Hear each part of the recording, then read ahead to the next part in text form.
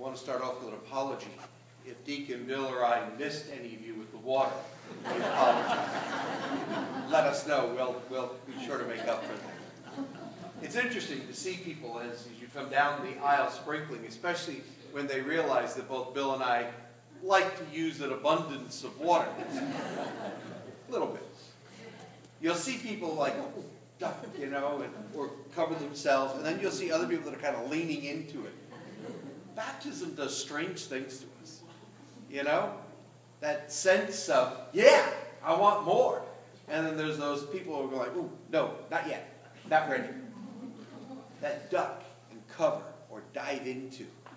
It's that incredible experience of knowing that you and I live in the presence of the resurrected Christ.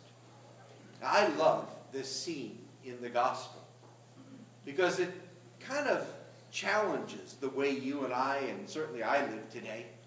Because, we always get this sense, like from the first reading, where the whole early church lived in harmony and in peace, and they shared everything, probably for about 3 weeks, and then everything else kind of got into it. I mean, I look back on my youth and say, I was the perfect child, My sister's arriving on Wednesday. I guarantee you she will argue with that. That sense of memory that kind of looks at everything perfectly. But then in the gospel, when Jesus appears to the disciples, Thomas wasn't there. And yet, when they go to Thomas and say, we have seen the Lord, he says, baloney. I don't believe you. Essentially, he called Peter a liar. Now, I don't know about you, but if I was in charge, I would have said, you, the door, now. I mean, the most fundamental thing that held the apostles together was the belief that Jesus was alive. And Thomas says, no, I don't believe it. Very interesting. Because you see, in the church today, we have all kinds of people, either on the liberal side or the conservative side, who are saying, believe the way I do or get out. And yet that's not what happened among the apostles. The most fundamental thing. I mean, this is what it's all about. And Thomas says, I don't believe it. Not casually, but emphatically. Unless I place my hands in the nail marks, unless I place my hand in his side, I don't believe it. Thank you very much. The door's over there. But a week later, he's still there. A week later, he's still apart.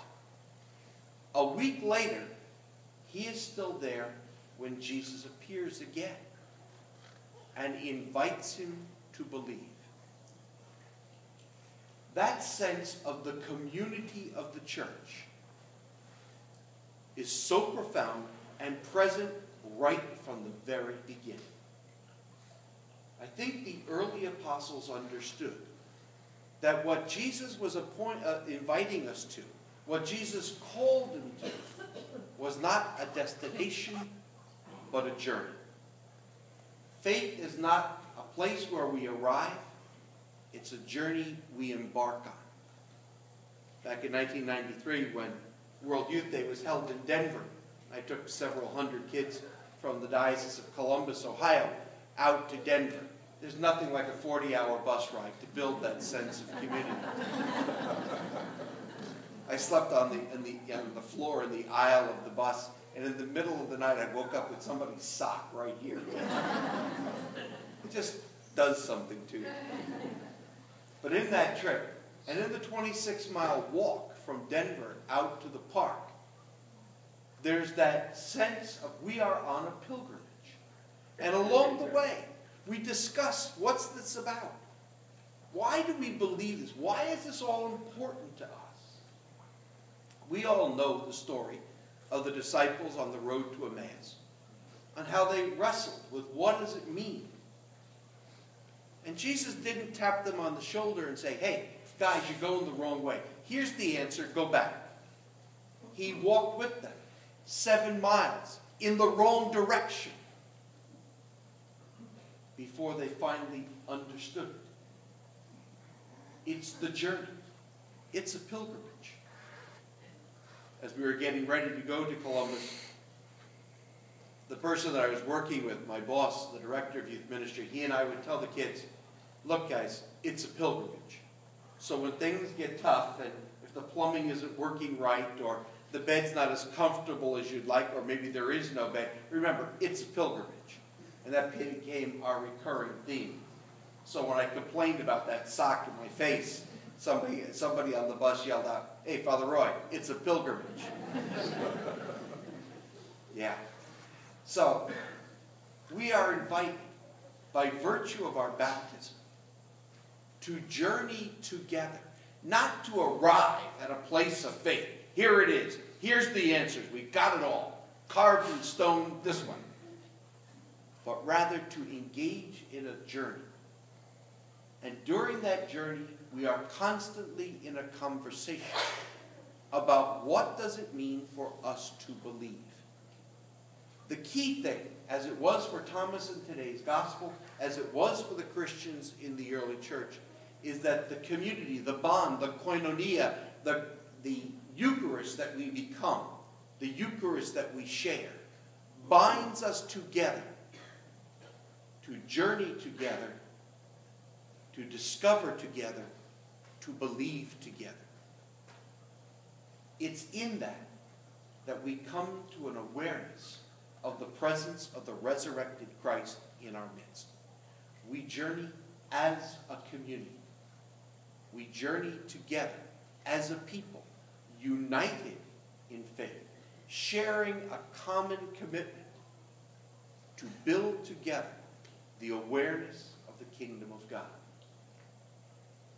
It's a pilgrimage. And along the way it gets tough. And along the way we meet people that we say, no, you got it wrong. And along the way we meet people who will tell that to us. No, you got it wrong. But along the way, if we are united and committed